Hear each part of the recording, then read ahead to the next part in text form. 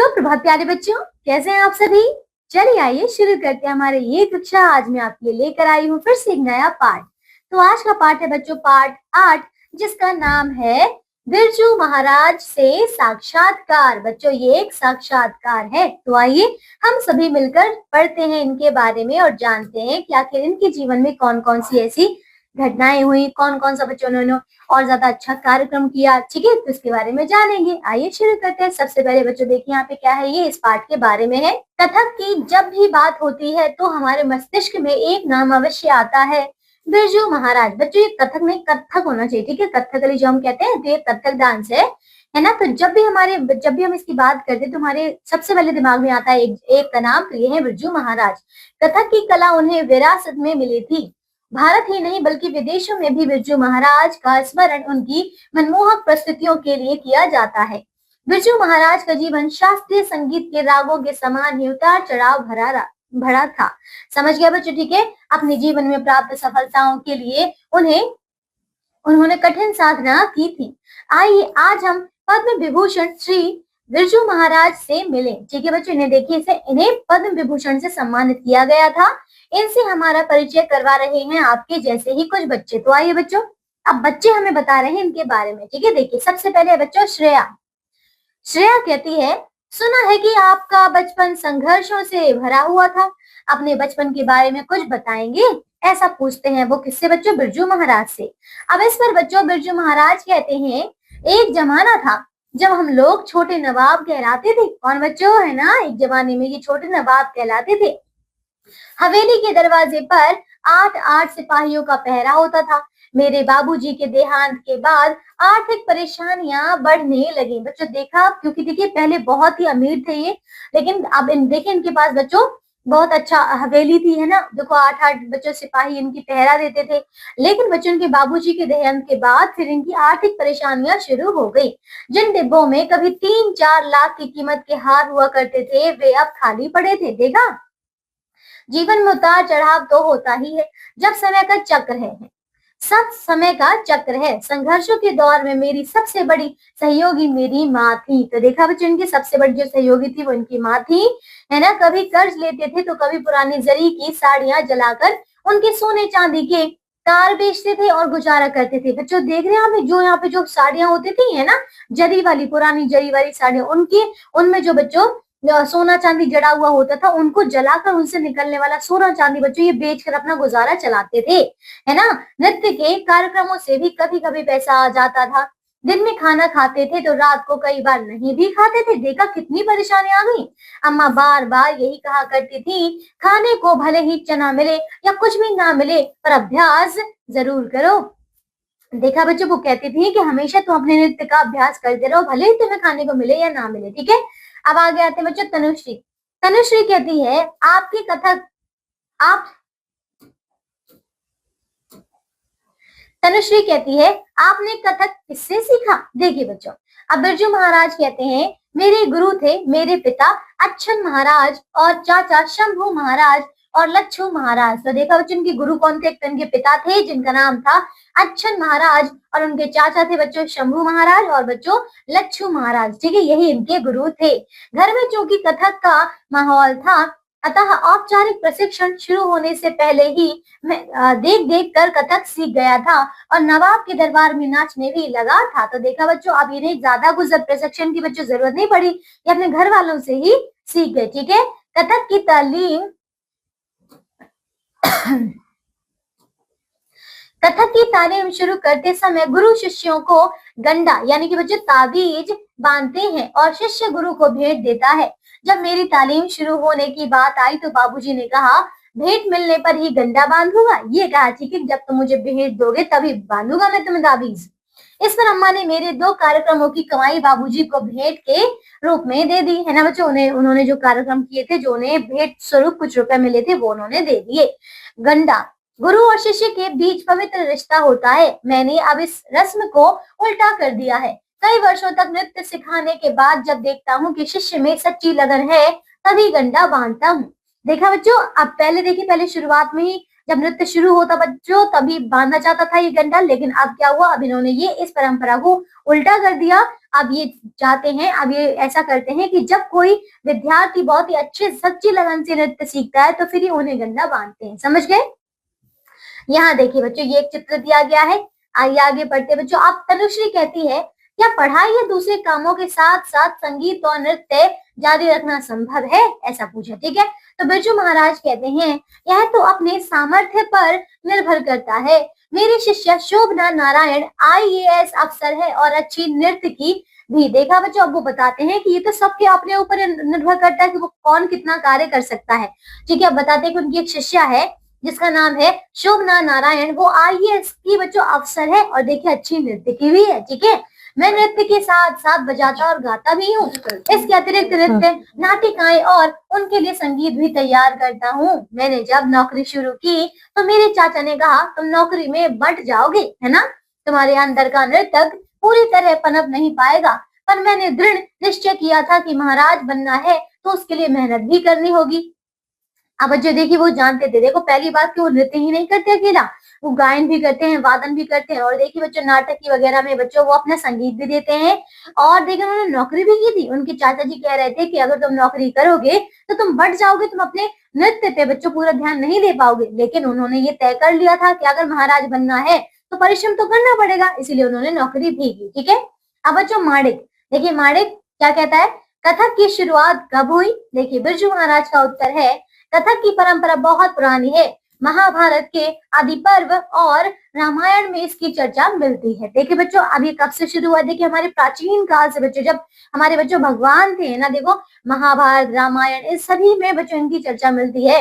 पहले कथक रोचक और अनौपचारिक रूप से कथा कहने का ढंग होता था, है ना, तब यह मंदिरों तक ही सीमित था बच्चों, मंदिरों में ये किया जाता था। हमारे लखनऊ घराने के लोग मूलतः बनारस इलाहाबाद के बीच हरिया गांव के रहने वाले थे। अब बच्चों ये बताते हैं कि इनके जो घर वाले थे वो लखनऊ घराने के लोग मूलतः कहाँ पे बच्चों, बनारस इलाहाबाद के बीच हरिया गांव था बच्चों, वहां पे रहने वाले थे। वहां वहां 989 कथिकों के घर हुआ करते थे। ठीक है बच्चों, कथिकों का एक तालाब भी अभी है ना, तालाब अभी भी है। गांव में एक बगैरिया नाला है, गांव में एक बैरगिया नाला है जिसके साथ यह कहानी जुड़ी हुई है। एक बार 9 कथिक नाले के पास से गुजर रहे थे कि 3 डाकू वहां आ पहुंचे। ठीक है बच्चों, उस नाले के पास से जब गुजरे तो वहां पे 3 डाकू आ गए। अब कुछ कथिक डर गए, किंतु उन कथिकों की कला में इतना दम था कि डाकू सब कुछ भूलकर उन कथिकों के कथक में मग्न हो गए। देखा बच्चों, यानी कि अब इन डाकुओं का भी उन्होंने हृदय परिवर्तन कर दिया अपनी बच्चों कला से। ठीक है, और तब से यह पद लोगों में प्रचलित हो गया। क्या बच्चों देखिए कौन से पद है? बैरगिया नाली जुलुम जोर, 9 कथिक नचावे 3 चोर, जब तबला बोले धीन धीन, तब एक एक पर 3 3। तो देखा बच्चों, यहाँ पे देखो, यहाँ पे इस प्रकार से ये जो पद है बच्चों वो प्रचलित हो चुके हैं। आगे देखिए, लखनऊ घराने के बाद जयपुर घराने और फिर बनारस घराने का विकास हुआ। इसके अलावा रायगढ़ के महाराज चक्रधर की भी अपनी अलग शैली थी। तो देखा बच्चों, यहाँ पे ये सारी बच्चों बातें आपको पता होना चाहिए, बहुत ही प्राचीन की उन्होंने किस प्रकार से सारी विविधताओं का सामना किया, फिर उन्होंने कौन कौन सी बच्चों को उनके लिए याद रह गई है ना, तो ये सारी आपको पता होने चाहिए। अब बच्चों श्रेया, श्रेया ने कहा, क्या नृत्य सीखने के लिए संगीत जानना जरूरी है? देखिए, तो बिरजू महाराज कहते हैं, गाना बजाना और नाचना ये तीनों संगीत का हिस्सा है।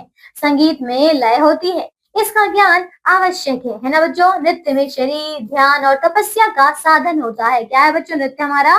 देखिए नृत्य सिर्फ देखिए सिर्फ और सिर्फ एक मनोरंजन का साधन ही नहीं है बच्चों। देखिए संगीत क्या है बच्चों, इसमें संगीत है, लय है। ठीक है, वो कहते हैं कि ये शरीर, ध्यान और तपस्या का साधन है ना। नृत्य करना एक तरह से अदृश्य शक्ति को निमंत्रण देना है, कृष्ण मेरे अंदर समाओ और नाचो, है ना बच्चों। इस प्रकार से कहकर हम संगीत के द्वारा उनको बुलाते हैं। नृत्य ही नहीं, हमारी हर गतिविधि में लय होती है। घसियारा घास को हाथ से पकड़कर उस पर हंसिया मारता है और फिर घास हटाता है। मारने और हटाने की इस लय में जरा भी गड़बड़ी हुई नहीं कि उसका हाथ गया। समझ गए बच्चों, है ना, तो बड़े ही ध्यान से करना पड़ता है। लय हर काम में, नृत्य में, जीवन में संतुलन बनाए रखती है। लय एक तरह का आवरण है जो नृत्य को सुंदरता प्रदान करती है। अगर नृतक को सुर ताल की समझ है तो वह जान पाएगा कि यह लहरा ठीक नहीं है, इसके माध्यम से नृत्य अंगों में प्रवेश नहीं करेगा। तो समझ गए बच्चों, है ना, इसीलिए हमें लय का तो बच्चों पता होना चाहिए जो भी इन चीजों में बच्चों जिनको भी ये जो भी इनके बारे में जानते हैं, समझ गए। अब आगे देखिए बच्चों, अब आते हैं तनुश्री। तनुश्री कहती है आपने कथक में कई नई चीजें भी जोड़ी है ना, ये पूछते हैं। ठीक है, अब देखिए बिरजू महाराज कहते हैं कथक की पुरानी परंपरा को तो कायम रखा है, हाँ उसके प्रस्तुतिकरण में बदलाव किए हैं। हमने गौर किया कि ये हमारे चाचा लोग और बाबूजी नाचते तो खूबसूरत थे ही, उनके खड़े होने का अंदाज भी निराला होता था। देख रहे बच्चों, अब इन्होंने कुछ बदलाव भी किए। वो पूछ रही है कि आपने क्या कुछ इसमें नई चीजें जोड़ी हैं, तो वो बताते हैं कि देखिए हमने देखो जो पुरानी परंपरा थी बच्चों वो तो आज भी कायम है, लेकिन उन्होंने देखा कि जो प्रस्तुतिकरण है उसमें इनके जो चाचा हैं बाबूजी हैं इनका नृत्य बहुत ही अच्छा था, लेकिन जब ये खड़े होते थे बच्चों तो उसमें भी एक अलग अंदाज था। ठीक है, हमने उन भाव भंगिमाओं को भी कथक में शामिल कर लिया। चाचा लोग और बाबूजी हमारे लिए ब्रह्मा विष्णु महेश थे, है ना। हमने तीनों की शिक्षा को इकट्ठा करके एक नया रूप तैयार किया। इसी प्रकार टैगोर, त्यागराज आदि कई आधुनिक कवियों की रचनाओं को लेकर भी कथक रचनाएं तैयार की। तो समझिए बच्चों, इस प्रकार से उन्होंने इन सभी में ये सब जोड़ा। अब आते हैं बच्चों तनुश्री। तनुश्री ने कहा पर ये लोग तो अलग अलग भाषाओं के कवि थे, है ना। देखिए अब बिरजू महाराज कहते हैं भाषाएं अलग अलग होती हैं पर इंसान तो सब जगह एक से होते हैं। फ्रांस में एक दर्शक ने कहा मैं नहीं जानता कि यशोदा कौन है। अब देख रहे बच्चों, वो बताते हैं कि देखो भाषाएं कितनी भी अलग हो, कोई भी जाति हो, कोई भी धर्म हो, लेकिन बच्चों इंसान तो एक होते हैं, समझ गए, मनुष्य तो एक ही होता है। अब वो बताते हैं कि फ्रांस में एक व्यक्ति थे, उन्होंने कहा था कि मैं नहीं जानता कि यशोदा कौन है। ठीक है, मैंने उन्हें बताया कि इस धरती पर सब माएं यशोदा हैं और सब नन्हे बच्चे कृष्ण। बच्चे की जिद, रोना, उठना, बैठना सब जगह एक जैसा होता है। धीरे धीरे हमें अलग अलग भाषा, संस्कार और तौर तरीके मिलते हैं, चाहे नृत्य हो या कुछ और। परंपरा एक वृक्ष के समान होती है जो सबको एक जैसी छाया और आश्रय देती है। उसके नीचे बैठने वाले अलग अलग स्वभाव के होते हैं। वृक्ष से लिए बीज को बोए तो समय आने पर ही एक और वृक्ष फलेगा। वह नया वृक्ष कैसा होगा इस बात पर निर्भर करेगा कि उसे कैसी हवा, पानी और खाद मिला है। बच्चों समझ आए। वो देखिए हमें कई सारे ऐसे उदाहरण दे रहे हैं कि देखो जैसे बच्चे हैं, अब सारी माए यशोदाएं हैं और उनके जो बच्चे हैं जो कि देखिए इतनी शरारत करते हैं, प्यारे प्यारे बच्चे, वो सारे के सारे कृष्ण हैं। ठीक है, तो बच्चों ये बताया जा रहा है कि आप किसी भी परिवार में जन्म लें, लेकिन बच्चों वहां पर देखो जो पैदाइश है बच्चों सबकी जो जन्म लेते हैं बच्चों वो तो एक समान है, सारे बच्चे एक जैसे होते हैं, लेकिन बस ये बच्चों अलग हो जाता है कि उनको कैसे वातावरण में रखा जा रहा है, उसको क्या सिखाया जा रहा है, क्योंकि उसके बाद ही बच्चों उसकी भाषा अलग हो जाती है, धर्म अलग हो जाता है। ठीक है, और कहते हैं यहाँ पे बच्चों कि जैसे देखो वृक्ष जो है, वृक्ष बच्चों किस पर निर्भर करता है, इस पर निर्भर करता है उसके फल कैसे होंगे, कि बच्चों को कैसा खाद दिया गया, कैसा परिवार दिया गया है, कैसी हवा उसे मिली है। समझ गए। अब आगे बच्चों माणिक ने कहा आपने जब सीखना शुरू किया था तब से अब तक कथक की दुनिया में क्या क्या बदलाव आए हैं। ठीक है, तो बिरजू महाराज कहते हैं पहले मंच नहीं होते थे, फर्श पर चांदनी बिछाने की बड़ी सफेद चादर, है ना, क्या बोल रहे हैं कि फर्श पर चांदनी यानी कि बिछाने की बड़ी चादर होती थी सफेद, ठीक है, बिछी होती थी जिस पर कथक होता था और दर्शक चारों ओर बैठते थे। श्रृंगार के लिए चंदन लेप और होठ रंगने के लिए पान होता था। तो देख रहे हो बच्चों, अब होठ रंगने के लिए उस समय पर पान का प्रयोग किया जाता था और चंदन लेप होता था श्रृंगार करने के लिए। ठीक है, पहले नृतक कथा के दृश्यों का ऐसा विस्तृत वर्णन करते थे कि दर्शक के सामने पूरा दृश्य खिंच जाता था कि कैसे गोपियों ने घड़ा उठाया, धीमी चाल से पनघट की ओर चली, पीछे से कृष्ण चुपचाप आए, शंकर उठाया और दे मारा। अब सिर्फ पनघट की गत देखो कहकर बाकी दर्शक की कल्पना पर छोड़ दिया जाता है।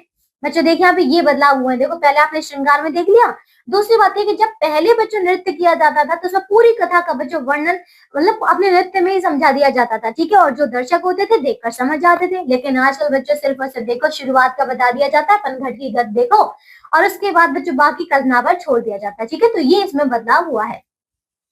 अब श्रेया ने कहा आपने गाना बजाना और नाचना कब शुरू किया। तो इस पर बिरजू महाराज कहते हैं बहुत छुटपन से ही तबला पीटना शुरू कर दिया था। ठीक है बच्चों, जब ये बहुत छोटे थे तब से शुरू कर दिया था।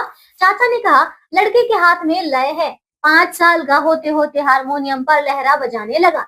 सबको खुश करने के लिए फिल्मी गाने भी खूब गाता था। एक बार सबकी फरमाइश पर सुरैया के एक गाने पर देर तक नाचा। देख रहे बच्चों, अब उनको बचपन से ही सब शौक भी था और उनके घर वाले बच्चों बहुत आनंद मतलब बहुत खुश थे, तो उन्होंने इन सबको ये सिखाया भी और फिर वो इनसे प्रयास भी करवाते थे। ठीक है बच्चों, बहनों ने बड़े शौक से बिंदी चुन्नी से सजा दिया था, है ना। दादी को तब तक चाचा आ गए, बस डर के मारे तुरंत सब कुछ उतार फेंका और छिप गया। समझ गए बच्चों, तो इस प्रकार की ये घटना हुई। अब बच्चों माणिक कहता है शास्त्रीय नृत्य और लोक नृत्य में क्या अंतर है, आइए बच्चों हम भी जाने। बिरजू महाराज ने उत्तर दिया लोक नृत्य सामूहिक होता है। क्या बच्चों, लोक नृत्य एक सामूहिक होता है। दिन भर की मेहनत के बाद लोग थकान दूर करने और मनोरंजन के लिए इकट्ठा मिलकर नाचते हैं। समझ गए बच्चों, तो ये होता है लोक नृत्य, ठीक है, जो कि समूह में किया जाता है। दूसरी ओर बच्चों शास्त्रीय नृत्य में एक नृत्यक अकेला ही काफी होता है। समझ गए बच्चों, ये अकेला ही करता है। लोक नृत्य नाचने वालों के अपने मन बहलाव और संतुष्टि के लिए होता है। समझ गए बच्चों, लोक नृत्य किसके लिए होता है, सिर्फ उसे मन की संतुष्टि के लिए, अपने मनोरंजन के लिए होता है ना। जबकि शास्त्रीय नृत्य दर्शकों के लिए होता है। शुरू में कथावाचक भी लोक नृत्य हुआ करता था। ठीक है बच्चों, धीरे धीरे जब उसकी खास शैली व रूप निश्चित होता गया तो वह शास्त्रीय नृत्य हो गया। समझ गए बच्चों, तो इस प्रकार से ये देखिए कुछ आपको वादन यंत्र दिए हैं। अब बच्चों इस पर श्रेया कहती है इस समय भारत में शास्त्रीय नृत्य की क्या स्थिति है। ठीक है, बिरजू महाराज ने कहा कुछ वर्ष पहले तक स्थिति दयनीय थी, है ना। अब इसकी लोकप्रियता बढ़ रही है, पर शोर वाले संगीत नृत्य का भी खूब प्रचलन है। बच्चों देखिए, हमें पता है पहले तो देखो शास्त्रीय संगीत चलते थे, लोक नृत्य चलते थे, लेकिन आज बच्चों ये जो शोर वाले हैं, जैसे बड़े बड़े डीजे है ना, बड़े बड़े बच्चों प्लेटफॉर्म्स है, तो ये सारे बच्चों क्या है, इनका भी बहुत प्रचलन है आज। ठीक है, तो मैं सबसे यही कहता हूँ कि वह संगीत सुनो देखो, लेकिन अपनी परंपरा की गहराई को भी समझो, अनुभव करो। ठीक है बच्चों, इस प्रकार से वो बताते हैं। अब बच्चों इस पर तनुश्री कहती है कर्नाटक और हिंदुस्तानी शैली के संगीत की तरह क्या दक्षिण और उत्तर के नृत्य में भी अंतर है। आइए देखिए बच्चों क्या अंतर है। अब बिरजू महाराज ने कहा कथक, भरतनाट्यम, कुचिपुड़ी, कथकली, मोहिनी अट्टम, ओडिसी ओडिसी मणिपुरी ये शास्त्रीय नृत्य की प्रमुख शैलियां हैं। ठीक है बच्चों, ये प्रमुख शैलियां हैं। संगीत और गाने के ढंग का अंतर तो है ही, इसके अतिरिक्त भी हर नृत्य की अपनी लय और भाव भंगिमा है। तो बच्चों ऑब्वियसली, तो बच्चों वहां बिल्कुल सही है ना, हर कहीं जाएंगे जहाँ पे बच्चों तो आपको पहनावा अलग मिलेगा, वहां का संगीत अलग मिलेगा। ठीक है ना बच्चों। देखिए कथक की भाव भंगिमा दैनिक जीवन से ली गई होती है और भरतनाट्यम में मूर्ति कला से। बच्चों देखना है कथक में कहाँ से, जो भाव भंगिमा बताते हैं, जैसे भाव के द्वारा बताते हैं ना, एक्सप्रेशन करते हैं, लेकिन भरतनाट्यम में बच्चों मूर्ति कला होती है। ठीक है, भरतनाट्यम में दोनों भावों का इकट्ठा प्रयोग होता है ना। किसी बच्चों भरतनाट्यम में दोनों भाव का एक साथ होता है और कथक में बारी बारी से। ओडिसी और मणिपुरी में कोमलता है, कथकली में ओज है ना। कथक में दोनों है। कथक में गर्दन को हल्के से हिलाया जाता है, चिराग की लौ के समान। समझ गए, जो कथक में हल्का से ऐसे हिलाया जाता है। अब देखिए इसी प्रकार उंगलियां भी बहुत धीरे से हिलाई जाती हैं, जैसे घूंघट पकड़ने में या घूंघट उठाने में। उंगलियां जरा जोर से हिली नहीं कि चाचा जी तुरंत टोकते थे। देखा बच्चों, घूंघट उठा रहे हो या तंबू देख रहे बच्चों। अब उनके घर में ही इतने सारे बच्चे जानने वाले थे कि जरा सा उनकी बच्चों उंगलियां टेढ़ी मेढ़ी हो गई, उन्होंने जल्दी हिला दिया, कम हिला दिया, उनको टोक देते थे कि भाई तुम घूंघट उठा रहे हो या फिर तंबू उठा रहे हो। ठीक है, इस प्रकार से आगे आइए। अब बच्चों माणिक कहता है खाली समय में आप क्या करते हैं। तो बिरजू महाराज कहते हैं खाली तो होता ही नहीं हूँ, नींद में भी हाथ चलता रहता है, मशीनों में मन खूब लगता है ना।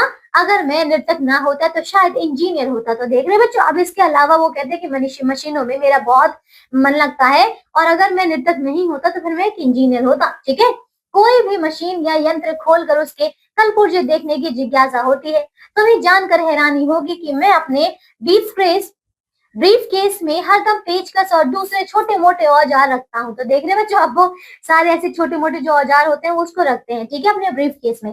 कभी अपना पंखा फ्रिज ठीक किया तो कभी और मशीन है। ठीक है, बेटी दामाद चित्रकार हैं बच्चों। अब इनकी बेटी भी है, ठीक है, तो इनके बेटी और दामाद क्या है, चित्रकार हैं। उन्हें देख देख कर पेंटिंग बनाने का भी शौक हो गया है। प्रायः रात 12 बजे के बाद चित्र बनाने बैठता हूँ। देखने में, जब 12 बजे के बाद वो चित्र बनाने बैठते हैं। जब नींद से आंखें बंद होने लगती हैं तो ब्रश एक तरफ रख देता हूँ और सो जाता हूँ। पिछले 2 वर्षों में लगभग 70 चित्र बनाए हैं। तो बच्चे समझ गए, ये देखिए यहाँ पे इनका एक चित्र दिया है नृत्य का। समझ गए, चलिए आइए। अब बच्चों श्रेया कहती है अगर कोई बच्चा गाना बजाना या नृत्य सीखना चाहे पर घर के लोग ना चाहते हों तो ऐसे में क्या करना चाहिए। तो बिरजू महाराज कहते हैं आजकल के माँ बाप से मेरी विनती है कि यदि बच्चे की रुचि है तो उसे लय के साथ खेलने दें। जैसे अन्य खेल हैं वैसे ही यह भी एक खेल है ना बच्चों, जिसमें बहुत कुछ सीखने को मिलता है। इस खेल की दुनिया में संतुलन, समय का अंदाजा व सदुपयोग बच्चे के बौद्धिक विकास के लिए बहुत महत्वपूर्ण है। तो बच्चों समझ गए यहाँ पे, अब वो बताते हैं। तो बच्चों समझ गए यहाँ पे, ठीक है। अब उन्होंने कहा अपने वो कहते हैं कि मेरे माता पिता से सभी से विनती है कि अपने बच्चे को जो उन्हें सीखना है, अगर लय में जाना है तो उन्हें लय सीखने दें। समझ गए। अब आगे देखिए बच्चों, तनुश्री इस पर कहती है कि आपके परिवार में लड़कियों ने कथक नहीं सीखा। देखिए इस पर बिरजू महाराज कहते हैं, मेरी बहनों को कथक नहीं सिखाया गया, पर मैंने अपनी बेटियों को खूब सिखाया। देख रहे हैं बच्चों, उनकी बहनों को नहीं सिखाया गया पर उन्होंने अपनी बेटियों को सिखाया। लड़कियों के पास शिक्षा या कोई ना कोई हुनर अवश्य होना चाहिए ताकि वे आत्मनिर्भर हो सके।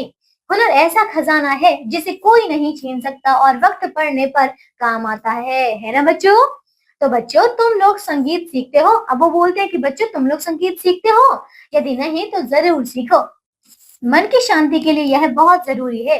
लय हमें अनुशासन सिखाती है, संतुलन सिखाती है। नाचने गाने और बजाने वाले एक दूसरे के साथ तालमेल बैठाकर एक नई रचना करते हैं। सुर और लय से हमें एक दूसरे का सहयोगी बनकर अपने लक्ष्य की ओर बढ़ने की प्रेरणा मिलती है।